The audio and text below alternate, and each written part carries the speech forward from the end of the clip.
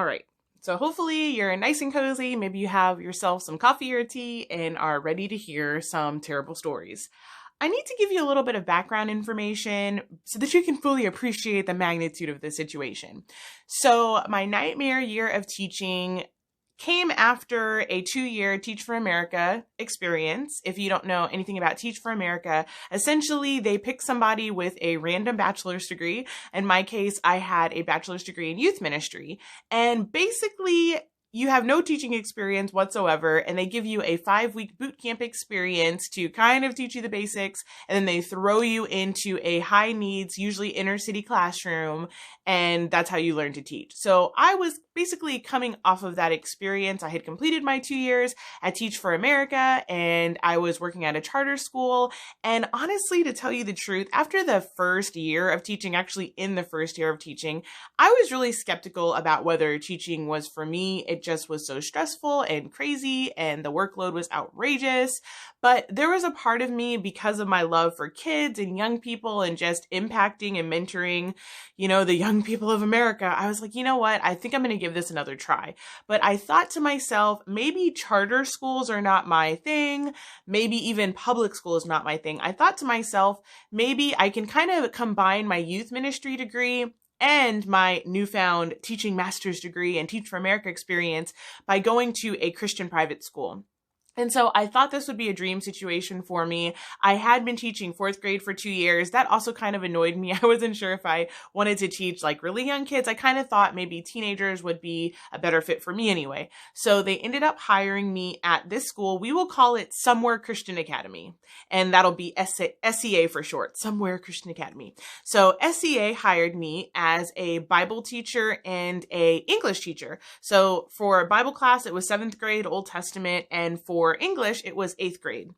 So I thought, wow, this is going to be fantastic because I've always absolutely loved and excelled at English. And of course, with my youth ministry degree, I felt really passionate about teaching the Bible and just mentoring young people. So I thought that this was going to be a dream experience. And I mistakenly thought, a little bit of a spoiler alert, I thought that private school kids would be better behaved, more respectful. I thought they would be more academically gifted. I thought that they would care about school more and have this incredible work ethic. Basically, I was living in fantasy land. I was kind of picturing this kumbaya, happy Jesus camp of some sort or variety. I don't know what I was thinking, but I was absolutely picturing it. And the thing is, the administration painted that picture for me. They told me that, oh my goodness, the kids here are so respectful. They love their teachers. They're obedient. They work hard. They're so amazing. They're smart. Basically, they painted again this picture of just this utopian society at Somewhere Christian Academy. And I believed it. I believed it hook, line, and sinker. And I really needed to believe it because at this point I had really no job prospects. I had already left the charter school, and I really needed to believe that there was a place for me in teaching and that this situation was going to be great. What ended up happening was very far from my dream and my reality, and I will just go ahead and jump right into this bad boy. Okay. So from the very first day of school, these kids were awful. They were awful. I didn't really come in with my A game in terms of classroom management because, again, I thought to myself, this is a private Christian school. Parents are paying $1,000 a month to have their child in this school. I wasn't expecting any behavior or discipline problems at all. So I definitely, from the first day, I set up all my rules and expectations, all of the things that they tell you to do. It's not like I came in, doing cartwheels and handing out chips or anything like that. No, it was serious. I had my rules, my expectations, my standards. I had thought through everything, but I just wasn't mentally or emotionally prepared for the pushback that would come right out of the gate. I had kids talking over me. They were laughing. They were challenging my rules. Like, for example, I set up a bathroom pass system and told them that they had a certain amount of bathroom passes that they could use per semester. I had kids yelling out, "What if I have a UTI?" And I was just stunned. I just was beside myself. I knew I was in trouble from the first day of school because these kids had zero respect for me Everything was a joke to them. They were laughing. And this was the first day of school. I mean, even in urban inner city charter school, the first day of school, kids have their life together. They are a little bit nervous, but it was really, really strange. These kids had absolutely no concern, no respect at all for me as their new teacher. Of course that they knew I was a new person to the building, but still you would think a 7th or an 8th grader would be like, let me be respectful and behave the first day of school. I was having to move kids around the first day of school and separate them from friends. And what I would later find out is the culture of this school was kind of like the mafia meets Mean Girls meets I don't even know. This culture was so different. And that's something that I should probably mention right off the bat. I had a complete culture shock. Essentially, I went from teaching kids that were, some of them homeless, very much inner city poverty, charter school environment, to millionaire kids. And even in my regular life, I never really encountered millionaires. So these kids were very, very, very rich. And the weird part is this was sort of a small town outside of a big city in the Midwest. I won't tell you where to hide the identity of the guilty, okay? But it was in a small town, kind of a country vibe, but a rich country vibe. So a little bit difficult to explain if you've ever been in a place that's sort of rural, sort of country, but very, very wealthy. That is the vibe that this place had going. I will go ahead and tell you right off the bat, there wasn't much diversity happening there. I was the only Black teacher in the entire school. This was a preschool through 12th grade, essentially. And it was a big school, and there were very few students of color, but absolutely no teachers of color. But I didn't think anything of this. I mean, my whole life growing up, I grew up around mostly white people. My husband is white. There's just white people everywhere. So I didn't think that I was going to have any trouble here. I thought that it would just be a normal day in the neighborhood for me. But no, I would come to find out that this school and this town and this atmosphere was very, very, racially charged, could be a way to say it. Racist would probably be the more accurate way to say it. But I'll get into that and why I think that later. But I'll just go ahead and tell you right off the bat, I was completely disrespected, completely mocked. It was a horrible situation off the bat. However, in a weird way, I thought that the kids liked me. We would kind of joke, we would kind of banter, of course, because I was, sort of youngish at the time, youngish looking, they would ask me like, oh, have you heard of this dance? I think it was the nene. I don't know. Some dance where you like put your arm in the air and like swivel back and forth. I think it was called the nene. Who knows? But they were like, can you do this and everything? So even though their behavior was a little bit ridiculous, I chalked it up to them being kind of silly and kind of immature. And since I jumped from 4th grade to 7th and 8th grade, I thought to myself, well, maybe this is just how middle school kids are. Maybe this is why people always joke about never wanting to teach middle school. But I still felt some degree of warmth and reception, even though at the same time I felt disrespected. Kind of a weird dynamic, but everything was brand new to me. This was only my 3rd year of teaching, and I don't feel like I entirely had learned all of the ropes of teaching from the previous 2 years of experience I had at this point. So I'm just kind of going with the flow. I'm kind of doing my best. So things start to take an ominous turn with the kids. It became apparent to me pretty quickly that the kids were not going to listen to or follow any of my rules or expectations. Everything was a debate. Everything was a challenge. To me, coming from Teach for America, charter school land, it is very common to kind of have strict rules. So a somewhat strict rule, for example, would be that when children or students enter the room, they are to enter silently, go straight to their desk, look at the board, and start their do now warm-up assignment. That was super normal to me coming from the environment that I came from. It was just how you did things. So that was one of my rules and expectations. They were expected to come in quietly, go straight to their desk, and get started on their warm-up activity that was on the board. Well, that in and of itself was just a nightmare to try to get these kids to do. They would come in laughing and dancing and singing and saying, "Hey, miss," and just like it was a 24/7 party. Again, not at all my mindset about what private school kids would look like or act like, but that was my reality. Also, I mean, I had a pretty obvious policy that When I'm standing up and teaching in the front of the room, nobody should be talking. But all throughout my lessons, kids were turning to each other, talking, joking, laughing, and just blurting out random things. And I think I definitely made some classroom management mistakes, which I can talk about later. But at the same time, it's not that I was unclear about what I was looking for from these kids. They just flat out didn't care. They didn't do it. They had no intention of doing it from the first day of school. And I was sort of kind of between a rock and a hard place, because at this particular school, I was teaching 7th and 8th grade, so it wasn't like I could really take away recess. I didn't feel like I had any practical consequences, except for me saying over and over again, please stop, please stop, please stop, please stop. I could move kids to a different seat.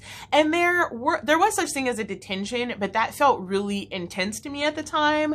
And I didn't really completely feel justified in giving a kid a detention, even though I had to tell him 9 times in one class period to stop talking and stop acting ridiculous.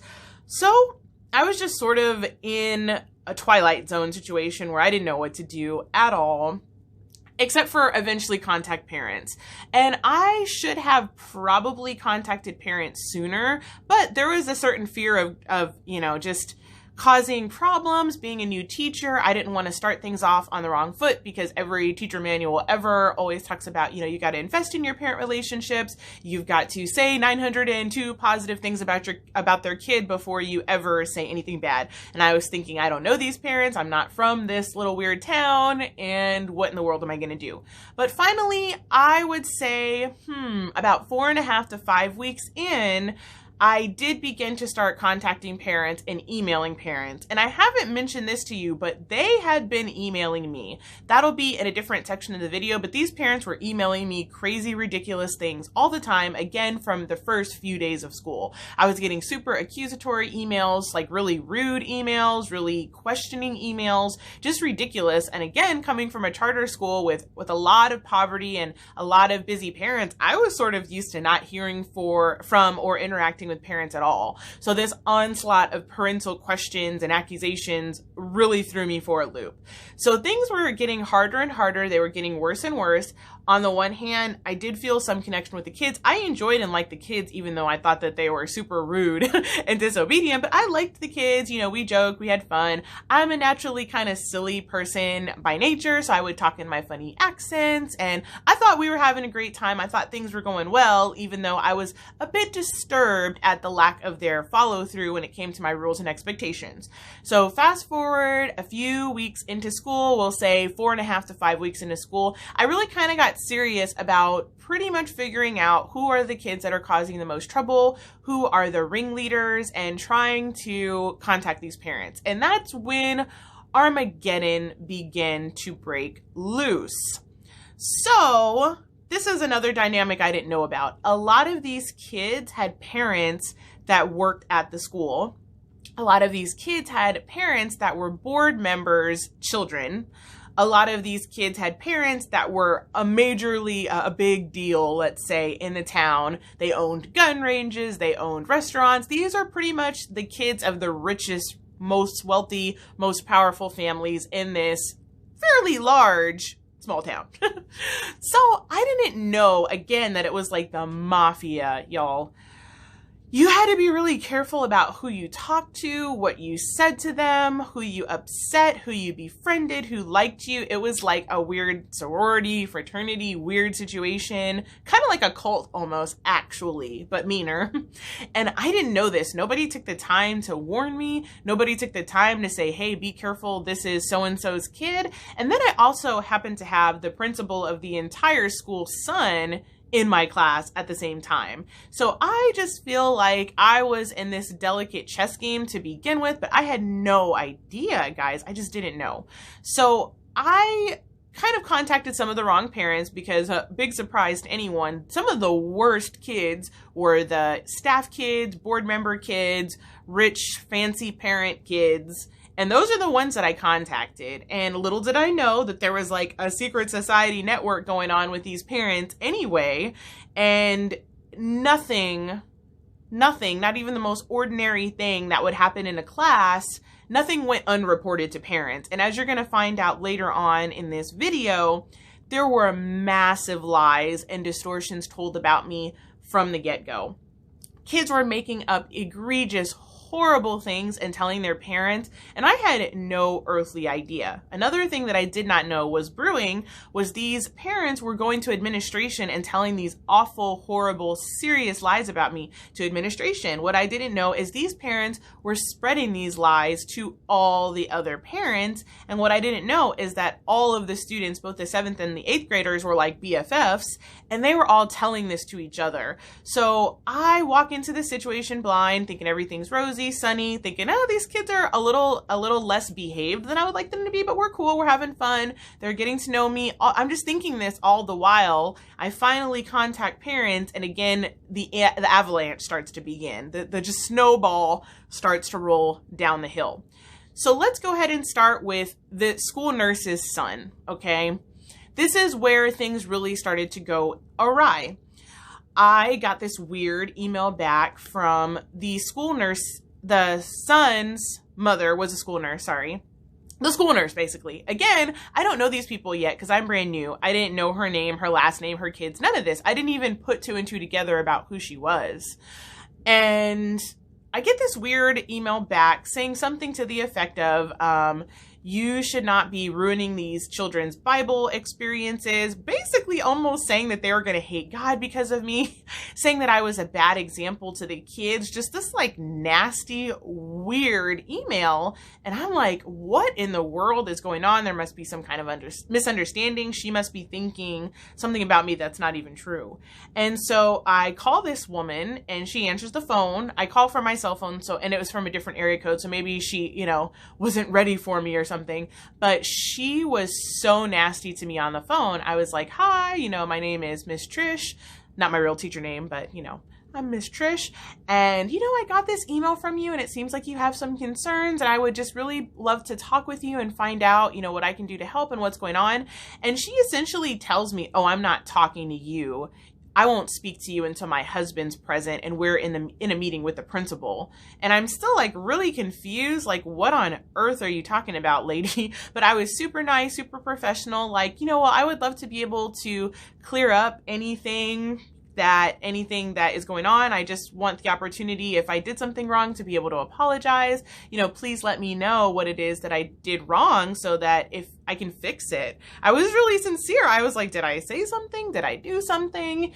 And she was just like, oh, I don't want you to be prepared for what is going to come out about you, because I don't want you just smiling in the principal's face and acting like nothing is wrong. And I'm just incredulous. I'm like, what in the world? Like, why is this lady talking to me like this? She's treating me like a criminal. She's saying she won't speak to me until her husband and the principal are present. She's at the same time accusing me in an email of like ruining children's Bible experiences and lives and being a bad example. And it was just horrible. But she stayed on the phone with me. She didn't hang up. And she proceeds to start telling me some things that was kind of the beginning of the end of my year. She was just going for the jugular. She's like, you know that these kids hate you, right?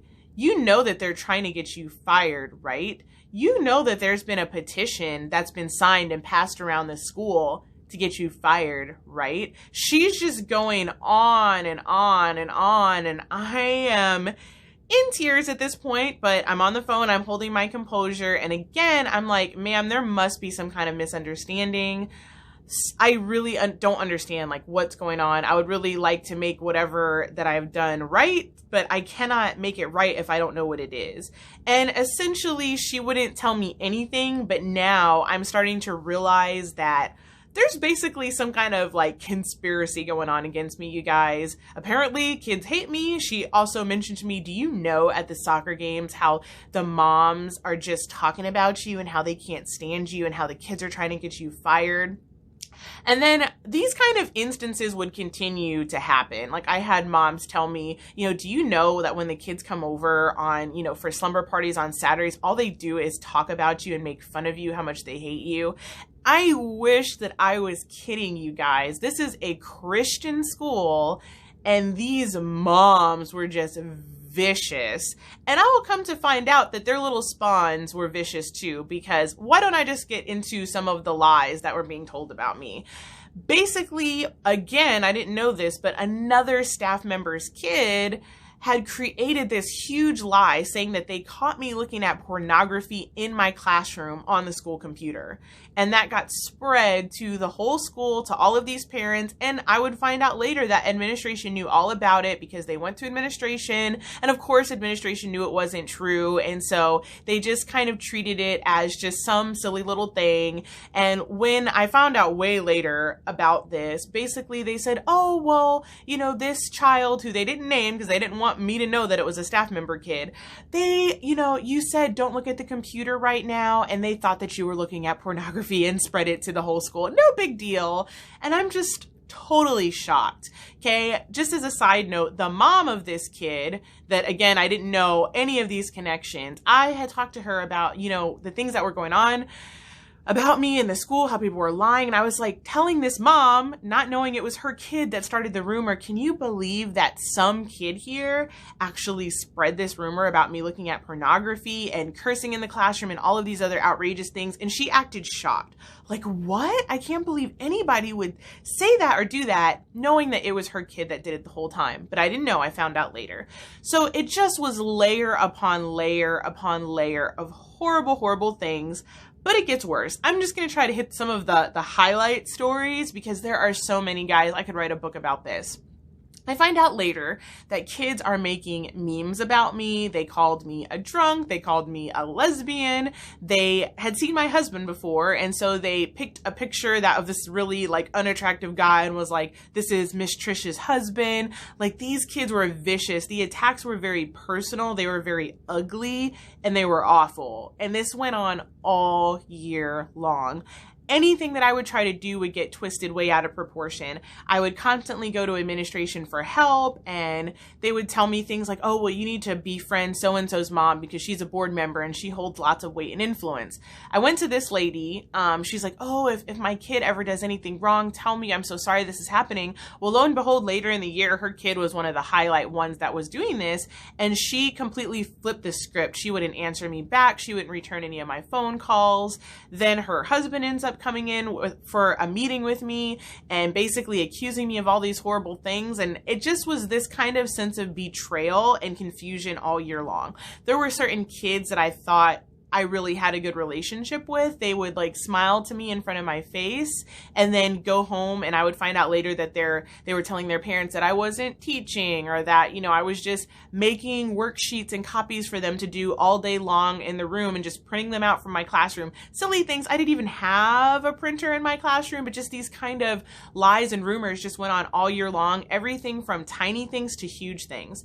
So the dean basically of the school suggested, you know what, you need to be more vulnerable with them. Let them know that you are a person. Let them know how you feel. So I proceeded to try to do that. I just kept doing all the things that they tell you to do. Try to build relationships. Let them know that you care about them. I did that all year long. But we had a testimony assignment toward the beginning of the year. And for those of you that don't know, within the Christian faith, a testimony is just basically sharing your life story and what God has done for you, all of that jazz. So one of the classes in particular, they begged me, like, please share your testimony. Please tell us, you know, about your life and what happened. So I tell them the story of my life. I tell them a little bit about my parents, but I was very careful to keep the details appropriate, just to keep everything really kid friendly. But the kids ended up completely, again, making up a wild random lie. I told them, for example, that, you know, on my dad's side, that basically my grandmother, my dad's mom, did not want him and tried to get rid of him. I kind of kept it really PG. I didn't go into any details, but then they lied and told their parents that I told a bloody, graphic abortion story, and there was blood and there was a bathtub, and they just would blow up the most tiny of things and turn them into this huge, terrible yarn of a tale, and they would spread it to their parents.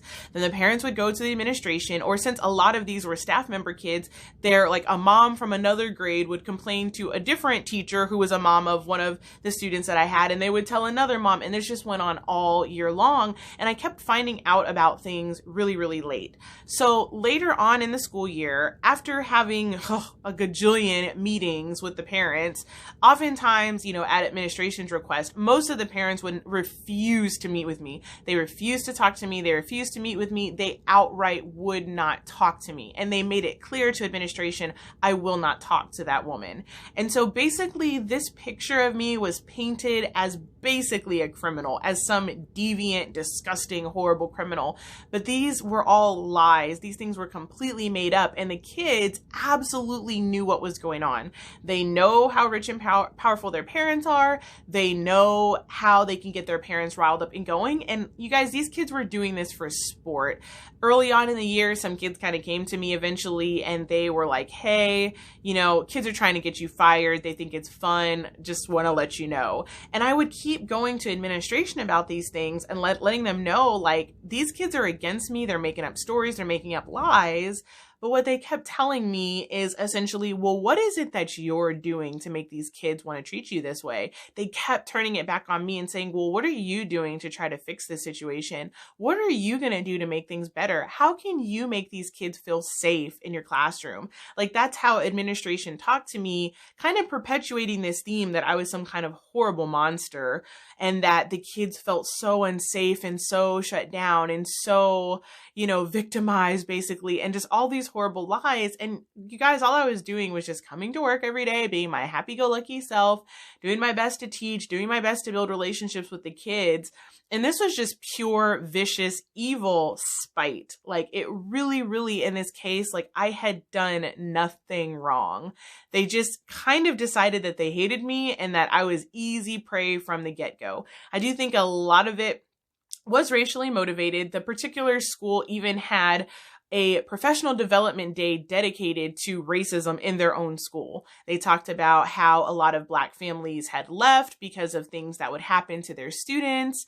And I really thought that there was sort of an understanding that, maybe some of this is happening because I'm the only Black teacher at the school. And you guys had a whole professional development day about how you guys have problems keeping Black families and Black kids. But when I kind of mentioned that, they're like, nah, in this case, it's you. Like, what are you doing wrong? Literally. And so it just was this unending nightmare year with kids making up horrible stories about me. I found out that within the first few weeks, the principal's son was the one that started a petition to get me fired. And I told you guys about the memes that were made about me. Like, random things would happen. I walked past a boys' PE class. They didn't see me, but like 35 guys yelling something about my name and me being Black or something like that, and me being in a lesbian relationship with a student. And they're just going bananas. And I just walked up to the class and the PE teacher was standing right there. And I was like, I'm sorry, I heard my name. Like, what's going on? Like, you guys are yelling my name. What is going on? And they all just kind of froze and looked sort of stunned. And the PE teacher was kind of like, oh, sorry, they're just being silly. And then come to find out later, a student finally ended up telling me the conversation. Essentially, they were laughing about this girl in the school that apparently only liked Black people romantically. So they were trying to think of all of the Black people in the entire school to name and saying that was the next person that she was going to date because she liked Black people. And lo and behold, me being the only Black teacher, they're like, oh, Miss Trish is going to be next. Miss Trish. Oh. So these kids were awful and nobody was doing anything about it. I think that's what made it really, really hard. They weren't getting punished. They weren't getting disciplined. I would have the dean and the principal say, oh, well, that's the nature of the middle school beast. Ha ha ha. They were chalking everything up to either boys will be boys or middle school kids will be middle school kids, while at the same time trying to set up friendships with me with powerful parents who turned out to have kids that were the ones that were doing the most damage and harm. And I just endured this month after month. I started getting really depressed and anxious. I started losing sleep and getting insomnia. I would have nightmares all the time.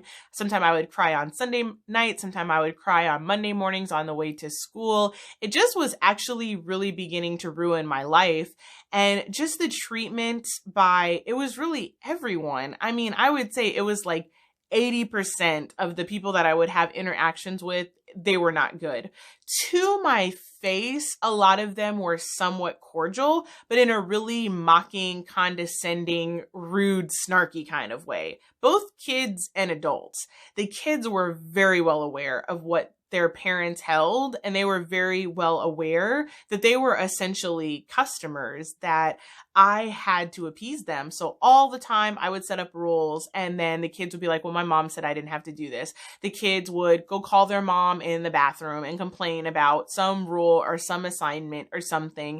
It was just nonstop. And the hard part about it too was that I didn't have my administration support at all. They were essentially believing everything that the kids were saying. They were making judgments about me as a professional based upon parent complaints, even though they had ample evidence that kids and moms and just all of these people were making up horrible things about me. The dean had been in my classroom 2 times for the entire school year. The principal had been in my room 1 time, yet around the Christmas break, they were telling me, Miss Trish, we're going to have to put you on an improvement plan. And their solution essentially was to have the dean sit in my classroom every day and watch me and critique me in order to fix the problem and to tell the parents that they were handling it. And I would come to find out that just everything was about perception and about the parents and about what they would think. And so they ended up actually ruling out that option because they're like, well, actually the parents are going to think that, they're going to have even less confidence in us as administrators if we have a teacher that we have to sit and watch. So we'll scratch that plan. So it just became really clear to me that I was considered expendable, that they could get rid of me at any given moment. And they made it really clear that they didn't care to keep me around. For example, we were supposed to have our evaluations early in the winter, and they just kept putting my evaluation date off over and over and over again. And I never ended up even getting my evaluation. And when they put me on the improvement plan, it was a bunch of really murky, non-actionable language. It was things like inspire more confidence in the parents, build better relationships with the kids. Nothing was quantifiable. Nothing really, really had to do with my instruction. Even in the improvement plan, it was all about getting parents and the kids to like me. And I just had so many honest conversations with my administration that year. I just kept letting them know, like, look, this is not because of something that I'm doing. I don't understand what is going on here exactly, but these kids early on in the year have made it their mission to pretty much destroy my life, and their parents are completely on board. And the hard part too was that the school said at the beginning of the year that they had something called the Matthew 18 policy. And in the Bible, basically that's where if you have a problem with somebody, you go to them directly. If it doesn't get solved with them, then you bring in 2 or 3 other people. If it doesn't get solved with them, then you bring it to basically the whole congregation, so to speak. And so at the beginning of the year, the principals assured us that if a parent comes in complaining about you, the first thing that we're going to ask is, have you talked to the teacher? Have you talked to the teacher? But that didn't happen at all the entire year. I came to find out later that some of the worst rumors and some of the worst problems the administration knew about the entire time because parents were in their ear complaining about it the entire time. And they never even thought to let me know, oh, hey, Miss Trish, P.S. Apparently there's been a rumor going around saying that you've been doing this and saying this and doing this. We just thought you should know. We fixed it. We stamped it out. No, they never even told me. I actually ended up finding out about the porn rumor through a parent that I called to let her know about what her son was doing. And she's like, well, at least I'm not the one looking at porn in my classroom, blah, blah, blah. Everybody's saying that. And again, I was just floored. Like I lost my breath for a second. A parent, can you imagine being a teacher and a parent is telling you that everyone is saying that you're looking at porn in your classroom?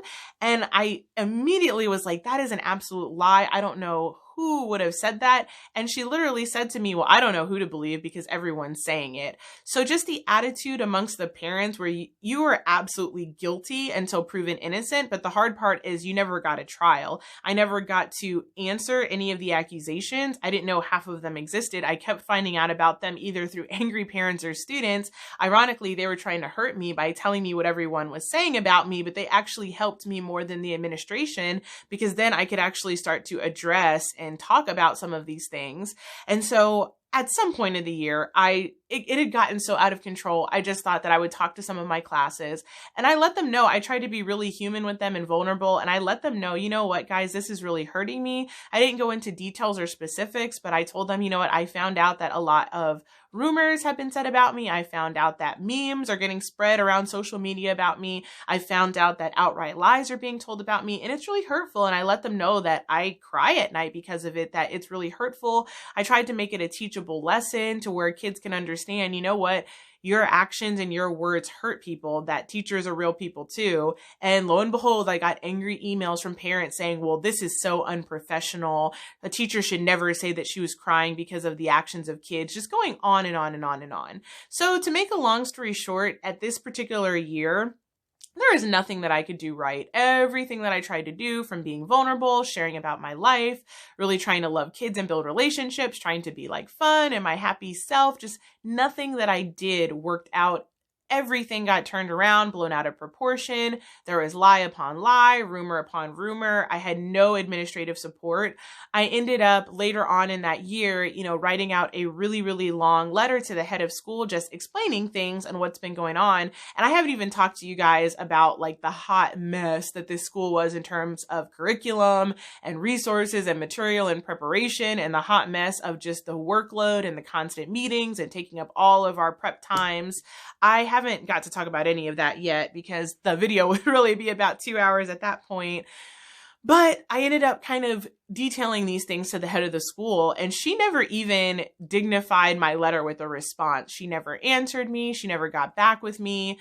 I would constantly get pulled into weird meetings, and it was just an unending nightmare for that entire school year. And that is the SparkNotes version of my nightmare year of teaching private school. And I, at some time in March, just decided that I was done essentially sitting there waiting to be fired. They weren't giving me my evaluation. They put me on some kind of fake improvement plan that was not at all geared to help me improve. And so I just kind of thought to myself, you know what? They're just waiting down the clock to say, we're not going to invite you back. So sometime in March, I let them know, you know what, I will not be pursuing rehire with this school in the next year. And I pretty much got an email back saying okay. And so I did, go ahead and finish out that particular school year. I knew I was quitting for good at the end of the year, but I just thought to myself, I don't want to give them the victory of getting me to quit in the middle of the school year. Even though at times it really is probably something that I should have done and would have been 100% justified in doing. I just, for my own personal self, I was like, I'm going to finish this out, no matter how bad they treat me. I had kids on the final exams essentially writing me hate letters about what a horrible teacher that I was, and that they hope that I, learn how to teach before teaching the students next year because they deserve better. You guys, these were some of the most entitled, bratty, nasty, vicious kids that I have ever seen in my life. Their parents were that way. It was just this toxic, gross stew, this combination of racism and entitlement and snarkiness and just every gross, weird thing that you could throw into the stew, all in a quote unquote Christian school. Oh, it was awful, guys. And my confidence was just so shaken. I was so depressed, really. I would cry beginning to try to write out job applications because my self-perception and concept was so broken down and destroyed by this school. It was almost like being in a severely abusive relationship. It just got in my head and was tormenting, and it was horrible. And so a lot of these experiences actually inspire me to try to help other teachers, because this is, I know, extreme story in an extreme situation, but these kind of things happen to teachers at one degree or another all over the world. And I just don't think that teachers' voices are ever really heard about how